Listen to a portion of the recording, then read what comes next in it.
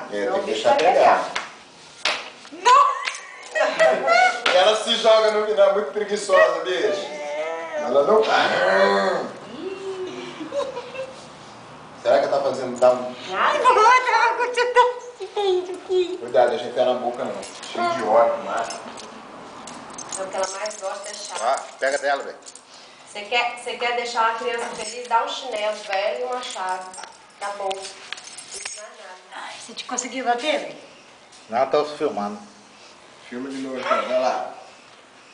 Esse pessoal fica me fazendo de Mãe, otária. coloca mais pra trás. Eu já passei por aqui antes. Eu acho que eu tô andando em círculo.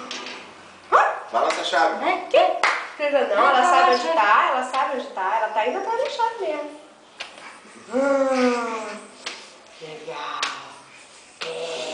Meu Deus, sabe aquele bebezinho? É, ela cabia assim, mãe. E a mão assim. Eu tava vendo uma foto. E ela batendo palma? Você já viu ela batendo palma? Não, não? Batendo Só palma. cantar parabéns.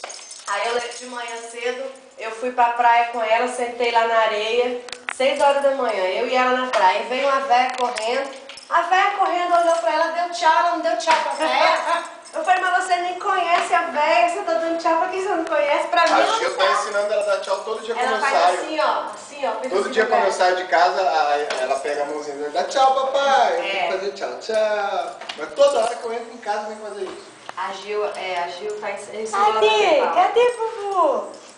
Vuvu tá filmando você, vem. Pega aqui, ó. Não. É muito queridinha.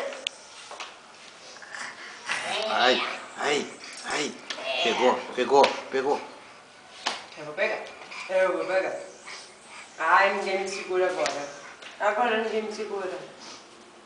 Pode dar agora, viu? Essa maldade com ela. É assim que ela gosta de ficar. Tá muito sujo.